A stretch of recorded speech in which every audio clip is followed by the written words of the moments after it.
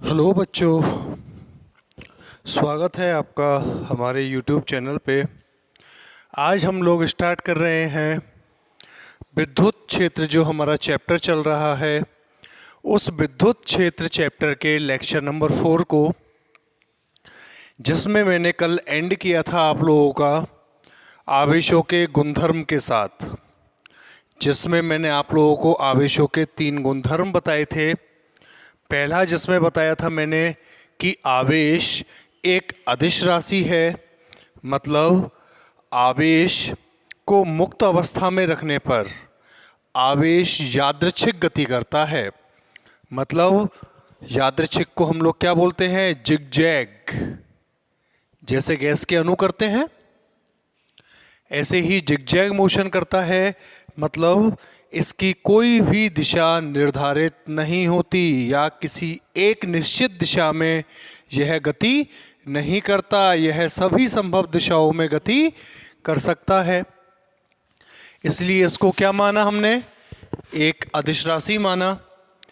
Number 2 मैंने बताया था आप लोगों को आवेशों की योज्यता का नियम, जिससे मैंने क्या बताया था कि किसी पिंड या किसी निकाय का कुल आवेश उस निकाय में उपस्थित समस्त आवेशों के बीजगणितीय योग के बराबर होता है, बताया था। नंबर 3 जो नियम बताया था मैंने आपको, वो बताया था आवेश संरक्षण का नियम, जिसमें क्या बताया था कि किसी निकाय का कुल आवेश सदैव संरक्षित रहता है। मतलब जब हमने कांच की छड़ को सिल के कपड़े से रगड़ा था तो जितना धनावेश कांच की छड़ पर उत्पन्न होता है उतना ही ऋणावेश सिल के कपड़े पर उत्पन्न होता है। तो तीनों क्लियर थे। अब हम लोग स्टार्ट करते हैं इसका गुणधर्म नंबर 4। गुणधर्म नंबर 4 क्या कहता है कि आवेश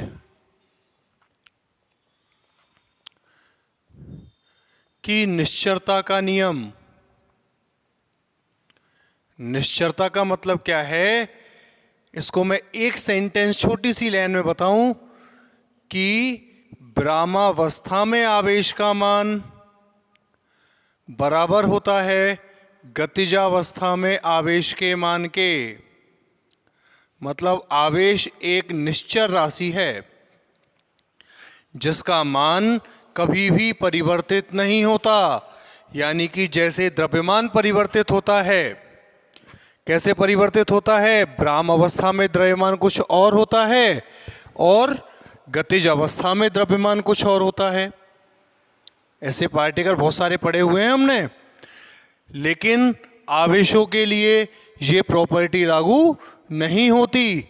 जो विरामावस्था में आवेश का मान होता है वही गतिजावस्था में आवेश का मान होता है। क्लियर है यहां तक? तो आवेश एक कैसी राशि हो गई? निश्चर राशि हो गई। नंबर 5 देखें तो नंबर 5 आता है इसका आवेशों का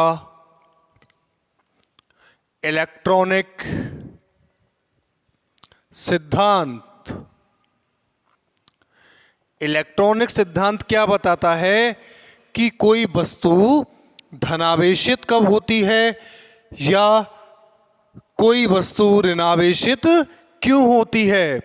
तो आवेशों का इलेक्ट्रॉनिक सिद्धांत क्या कहता है हमसे कि जब कोई वस्तु इलेक्ट्रॉन का त्याग करती है, इलेक्ट्रॉन त्यागती है, तो वह वस्तु धनावेशित हो जाती है।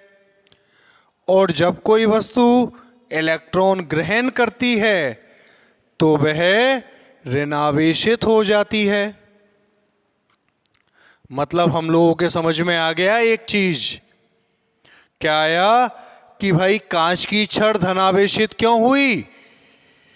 क्योंकि उसने अपने इलेक्ट्रॉन किसको दे दिए थे? रेशम के कपड़े को। और रेशम के कपड़े को जब उसने इलेक्ट्रॉन त्याग दिए तब जाके कांच की छड़ क्या हो गई? धनावेशित हो गई। रेशम का कपड़ा ऋणावेशित क्यों हुआ भाई? क्योंकि उसने कांच की छड़ द्वारा त्यागे गए इलेक्ट्रॉनों को ग्रहण कर लिया, और जब उसने इलेक्ट्रॉन ग्रहण कर लिए तो उस पर ऋणावेश की मात्रा बढ़ गई, इलेक्ट्रॉनों की संख्या बढ़ गई, और इलेक्ट्रॉन विद्युत रूप से ऋणात्मक होते हैं। इसलिए सिल्क के कपड़ा या जो सिल्क का कपड़ा है वो क्या हो गया, ऋणावेशित हो गया। क्लियर हो गया। तो आवेशों का इलेक्ट्रॉनिक सिद्धांत क्या कहता है कि यदि कोई वस्तु इलेक्ट्रॉन का त्याग करेगी तो वह धनावेशित हो जाएगी, और यदि कोई वस्तु इलेक्ट्रॉन ग्रहण करेगी तो वह ऋणावेशित हो जाएगी। क्यों धनावेशित होती है? इलेक्ट्रॉन की कमी के कारण। पूरा रीजन लिख देता हूं। और ऋणावेशित क्यों होती है? इलेक्ट्रॉन की अधिकता के कारण।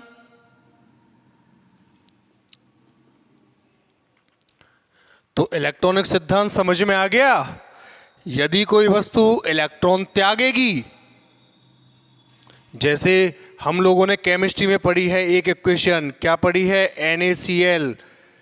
एग्जाम्पल ले रहा हूं, इसमें केमिस्ट्री की अवधारणाएं मत लगाना। तो ये कैसे टूटता है, Na+ और Cl- आयंस में टूट जाता है ना Na और Cl में। तो Na के ऊपर पॉजिटिव चार्ज क्यों आया, क्यों हुआ Na पॉजिटिव? क्योंकि Na ने अपने इलेक्ट्रॉन किसको दे दिए, Cl को दे दिए। Cl नेगेटिव क्यों हुआ? क्योंकि Cl ने Na द्वारा त्यागे गए इलेक्ट्रॉन को अपने अंदर ग्रहण कर लिया। हम लोग जानते हैं कि Na के बाह्यतम कोश में इलेक्ट्रॉन कितने होते हैं, एक होता है। इसके बाह्यतम कोश में कितने इलेक्ट्रॉन होते हैं, 7 होते हैं।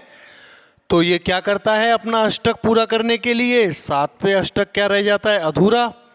इस अष्टक को पूर्ण करने के लिए क्या करेगा, इस Na के एक इलेक्ट्रॉन को ग्रहण कर लेगा।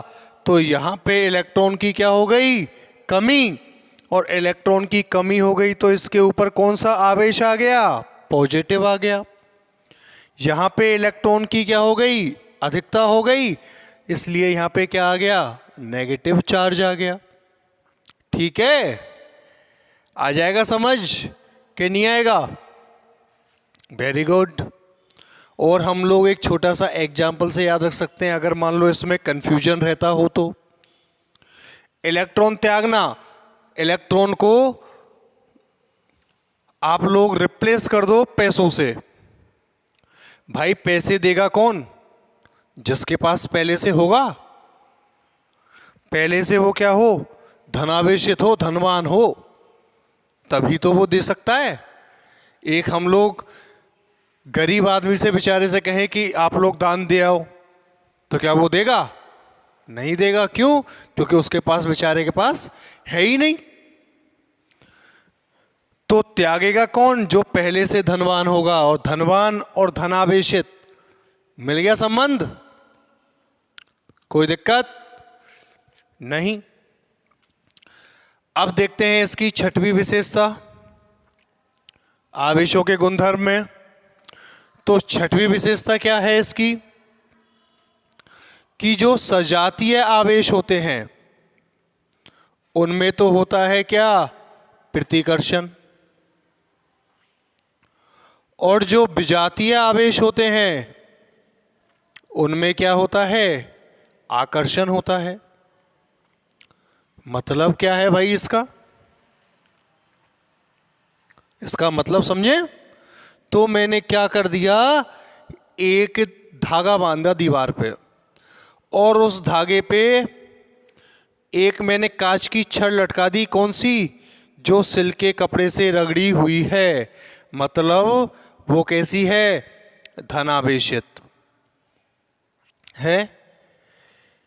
इसी के पास एक धागे से मैंने क्या कर दी, एक एबोनाइट की छड़ लटका दी, जो किससे रगड़ी हुई है? बिल्ली की खाल से। तो जब बिल्ली की खाल से एबोनाइट की छड़ को रगड़ते हैं तो एबोनाइट की छड़ के ऊपर कौन सा आवेश आता है? नेगेटिव। तो यहां पे आवेश कैसा है? पॉजिटिव है। यहां पे आवेश कैसा है? नेगेटिव। क्या समान सजातीय आवेश हैं? नहीं। कौन से हैं? विजातीय। विपरीत जाति के, एक पॉजिटिव है तो दूसरा कैसा है? नेगेटिव। और जब दोनों विजातीय हैं यानी विपरीत हैं तो इनमें क्या होगा? आकर्षण होगा। ठीक है। और अगर मान लो मैं क्या कर दूं, सिल्क के कपड़े से रगड़ी हुई दो कांच की छड़ों को लेके आऊं पास,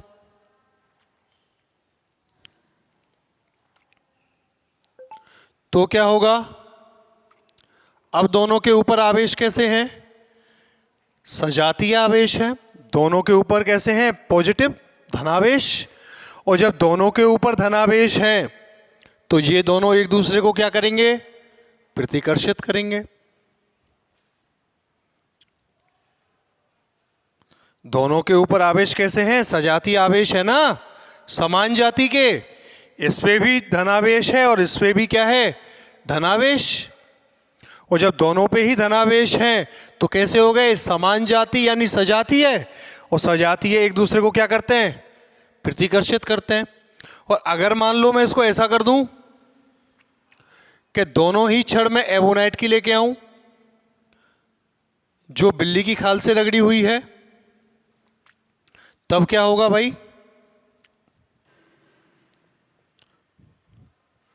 ये दोनों में भी क्या होगा? प्रतिकर्षण होगा। क्योंकि ये भी कैसे हैं? सजातीय हैं।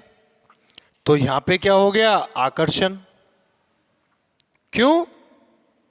रीजन विजातीय। इन दोनों कंडीशनों में क्या होगा? प्रतिकर्षण। क्यों? क्योंकि ये कैसे हैं? सजातीय हैं। ठीक है। तो सजातीय आवेश एक दूसरे को प्रतिकर्षित करते हैं और विजातीय आवेश एक दूसरे को आकर्षित करते हैं। ठीक है। या कोई प्रॉब्लम है यहां तक 6 में? प्रॉब्लम आए तो उसमें आप लोग कमेंट बॉक्स में लिख के बताओगे मुझे। 7वीं जो इसकी विशेषता है वो बहुत इंपॉर्टेंट है। वो क्या है? 7वीं विशेषता है आवेशों का क्वांटीकरण सिद्धांत।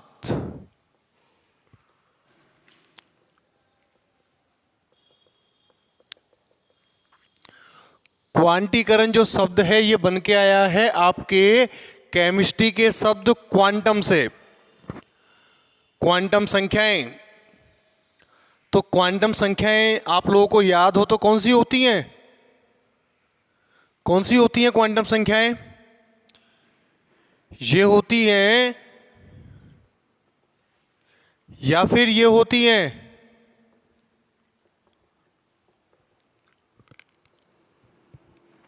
आप लोग कहोगे गुरुजी ये होती है, ये तो नहीं होती। यही कहोगे ना? आप लोगों को खूब अच्छे से मालूम है। तो आवेशों का क्वांटीकरण सिद्धांत क्या कहता है, या क्वांटीकरण किसे कहते हैं?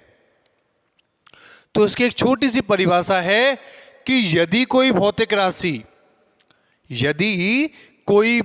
राशि सभी संभव मान लेने में असमर्थ हो, मतलब सिर्फ कौन से मान ले? इन मानों को। मतलब जो आवेश है उस आवेश का मान हो सकता है प्लस माइनस एनी, जहां एन की वैल्यू क्या हो सकती है? 1 2 3 4। एन की वैल्यू क्या नहीं हो सकती? 1/2, 2/3, 1/4, 2/5। तो इस राशि ने क्या किया? जो पूर्ण मान है, जो पूर्ण गुणज के रूप में मान है सिर्फ उन्हीं मानों को लिया, और जो टुकड़ों में हो गए उन मानों को नहीं लिया। तो क्वांटीकरण सिद्धांत क्या कहेगा? यदि कोई भौतिक राशि सभी संभव मान लेने में असमर्थ हो तो उस राशि को क्या बोला जाता है? क्वांटीकृत राशि। और वो मान कौन से लेगी? 1 2 3 4 5 6 7 8। कौन से नहीं लेगी? 1/2, 2/3, 1/4, 2/5, 3/7। तो सभी संभव मानों को लेने की क्षमता जिसमें ना हो उस राशि को क्या बोलते हैं?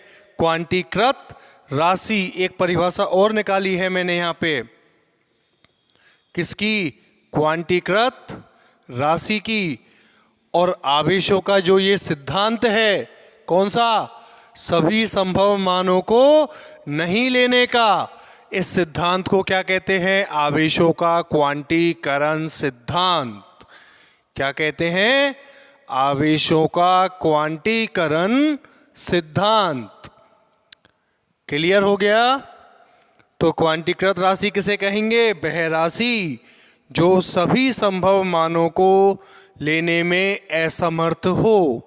और क्वांटीकरण सिद्धांत, ये जो सिद्धांत है किसका? आवेशों का, उसे क्या कहते हैं?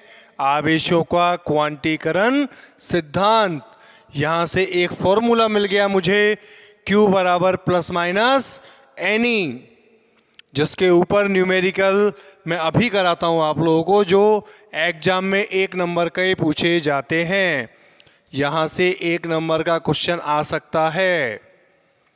और हम लोग एक छोटी सी भी संभावना को नहीं छोड़ सकते, क्योंकि जब हम लोग हमारा टाइम दे रहे हैं पढ़ाई के लिए तो फिर पूरा ही पढ़ो, अधूरा क्यों पढ़े भाई? ठीक है, आप लोग एक बार इसका स्क्रीनशॉट ले लो।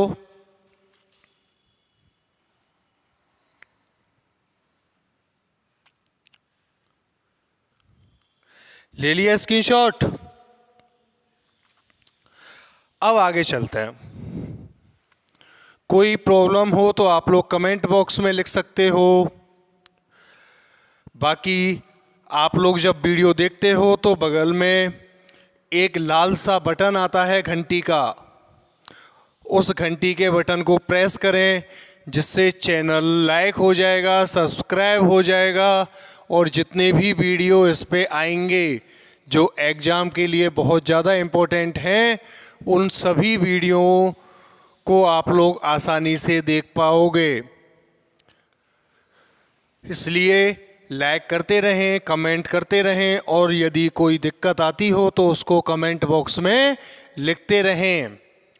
अब जैसे मैं कोई क्वेश्चन लिखता हूँ, आप हमारी किताब में भी मिल जाएंगे क्वेश्चन, बुक लेके एग्जाम्पल सॉल्व करना स्टार्ट कर देंगे हम लोग।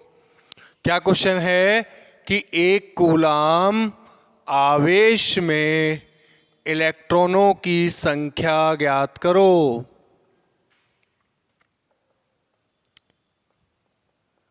अब आप लोग कहोगे गुरुजी 1 कूलाम सॉल्यूशन के लिए, तो 1 कूलाम किसका मान है? आवेश का। लिख दिया गुरुजी, मैंने लिख दिया।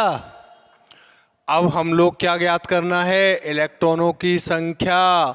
संख्या, number of electrons, means small n।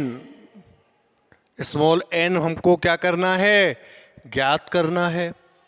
तो n हो q हो ऐसा कोई फॉर्मूला है? कौन सा? अभी पढ़ा है मैंने। आवेशों के क्वांटीकरण सिद्धांत से क्या था? Q बराबर प्लस माइनस NE। क्या ज्ञात करना है मुझे? N ज्ञात करना है, Q अपॉन E। Q कितना है? 1 कूलाम। E की वैल्यू क्या होती है? E यानी इलेक्ट्रॉन पर आवेश, और इलेक्ट्रॉन पर आवेश कितना होता है? 1.6 इंटू 10⁻⁻⁹ कूलाम। 1.6 गुना 10 की घात -19 कूलाम, इसका मान लिख दिया।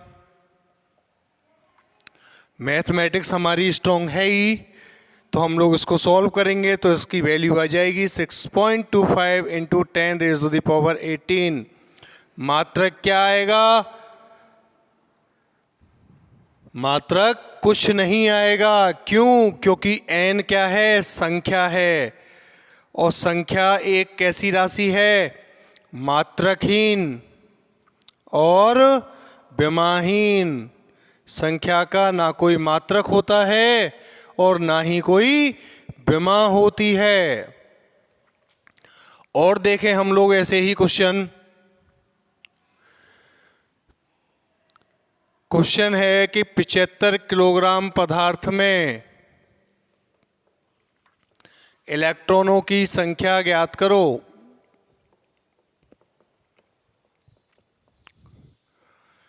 अब 75 किलोग्राम क्या है? किलोग्राम तो द्रव्यमान का मात्रक है भाई, जानते हैं हम लोग, 11th में पढ़ा है हम लोगों ने।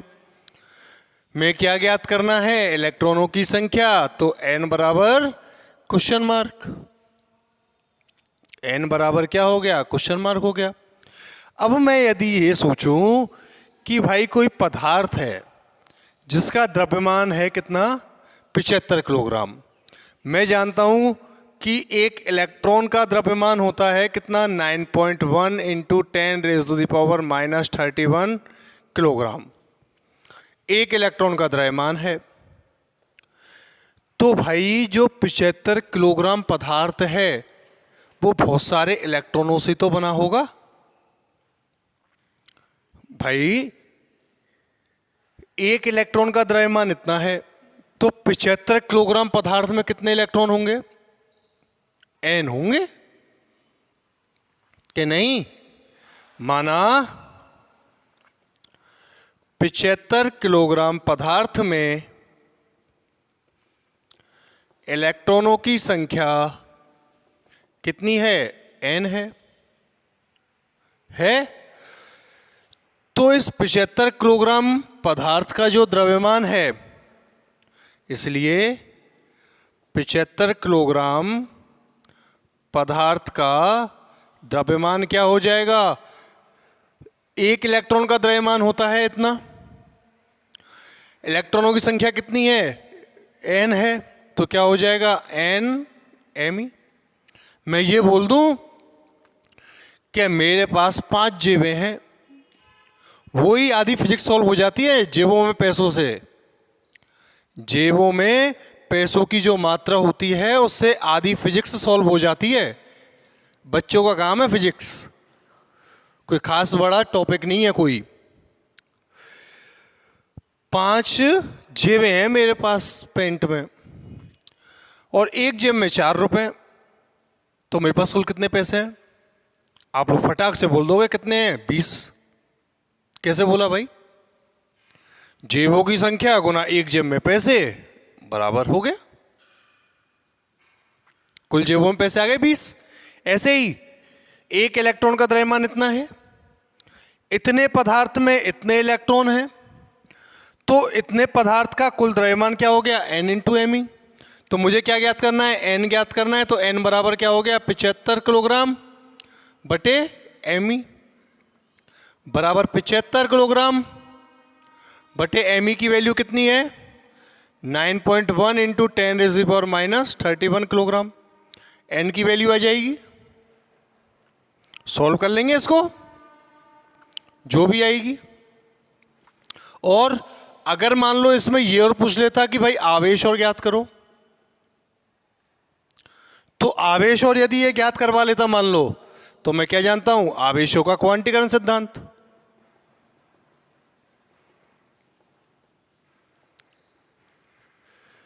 क्या कहेगा? Q बराबर प्लस माइनस NE। n की वैल्यू यहां से आएगी, E का मान मैं जानता हूं कितना होता है? 1.6 इंटू 10⁻⁻19 कूलम।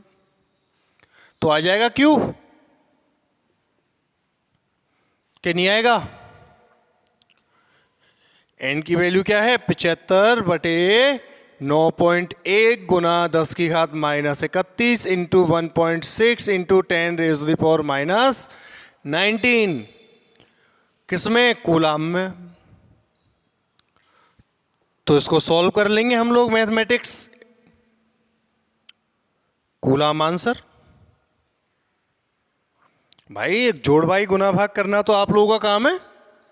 हमको तो कॉन्सेप्ट पढ़ाना है कि हाँ भाई कॉन्सेप्ट ये होता है, और कॉन्सेप्ट आप लोगों की समझ में आ गया मेरे हिसाब से। और कॉन्सेप्ट समझ में आ गया तो न्यूमेरिकल में तो लगता ही क्या है, कॉन्सेप्ट आना चाहिए। न्यूमेरिकल से कोई लेना देना नहीं, न्यूमेरिकल अपने आप होते हैं। सिर्फ हमारे पास क्या होना चाहिए, एक छोटा सा कॉन्सेप्ट, पकड़ होनी चाहिए उस चीज की कि ये चीज उत्पन्न कहां से होगी, कैसे उत्पन्न होती है, वो पता किया, कॉन्सेप्ट खत्म। ठीक है, आप लोग एक बार इसको स्क्रीनशॉट ले लो।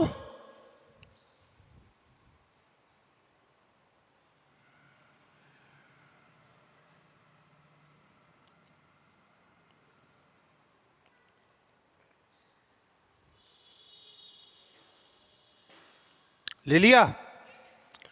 आगे देखते हैं, एक क्वेश्चन और देखते हैं, क्योंकि अगला टॉपिक जो है कूलाम का नियम, उसको मैं कल स्टार्ट करूंगा आप लोगों के लिए। बहुत अच्छा टॉपिक है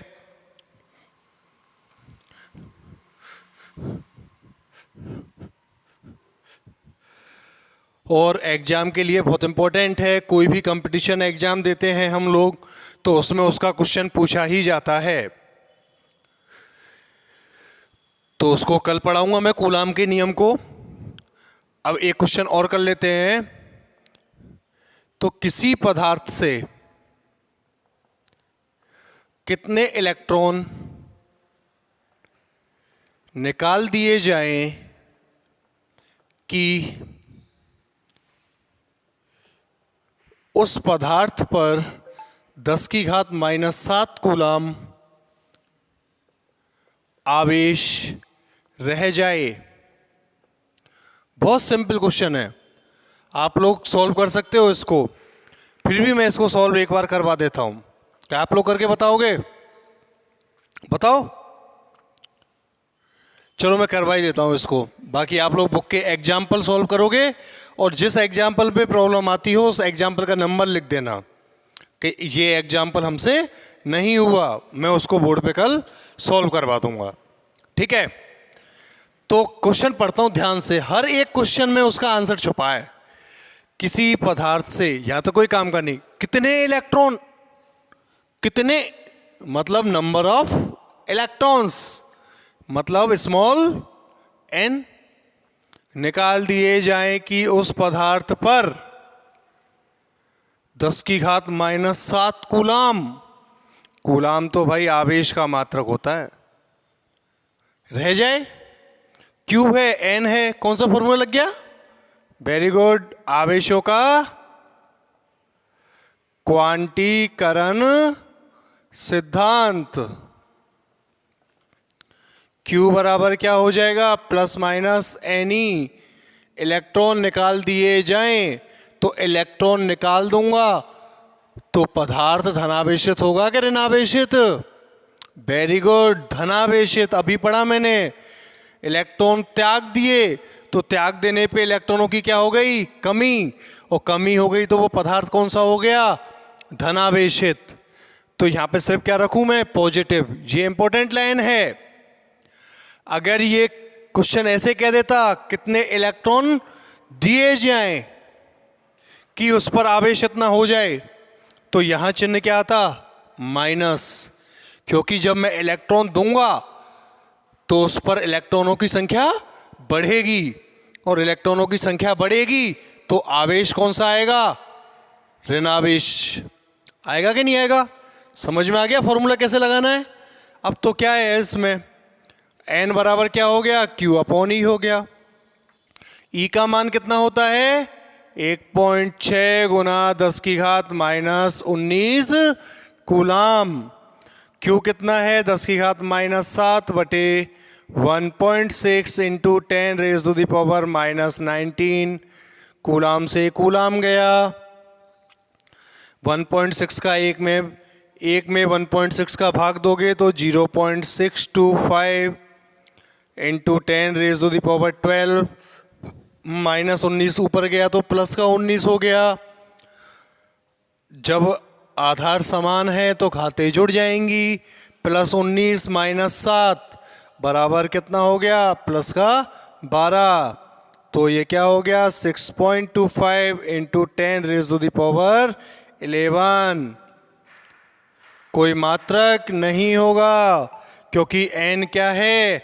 इलेक्ट्रॉनों की संख्या है और संख्या या नंबर का कोई मात्रक या कोई विमा नहीं होती। ठीक है, सॉल्यूशन लिख देता हूं एक बार। 1/1.6 इंटू 10⁻⁻7 इंटू 10⁻19। ये हो गया 0.625 इंटू 10⁻⁻7 प्लस 19। आधार समान तो घातें जुड़ जाती हैं। जुड़ गई तो ये क्या हो गया? 0.625 इंटू 10⁻12 आ गया ना। इस तरीके से सॉल्व करते हैं। एक क्वेश्चन बता दिया ताकि आप लोगों को कोई दिक्कत नहीं आए।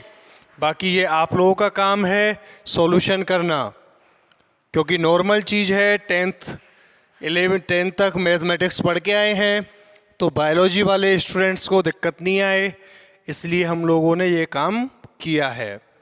और बायोलॉजी हो चाहे मैथ हो, फाउंडेशन में या फिर जब हम लोग तैयारी करते हैं नीट की या आईआईटी की या कोई भी कंपटीशन एग्ज़ाम की, तो उन सभी कंपटीशन्स एग्ज़ाम में ऐसे ही क्वेश्चंस निकल के आते हैं छोटे छोटे, जो आप लोगों को दिमाग को थोड़ा सा ट्रिकी बनाते हैं। कॉन्सेप्ट हमारे क्लियर होंगे तो न्यूमेरिकल कभी कोई प्रॉब्लम नहीं देगा। और यदि कोई प्रॉब्लम आती है तो हम लोग उसको किस में लिखेंगे? कमेंट बॉक्स में। चैनल को लाइक करें, सब्सक्राइब करें ताकि मुझे पता लगता रहे कि हाँ आप लोग इनको देख रहे हो। ठीक है, बहुत बहुत धन्यवाद आपका। स्क्रीनशॉट ले लो इसका।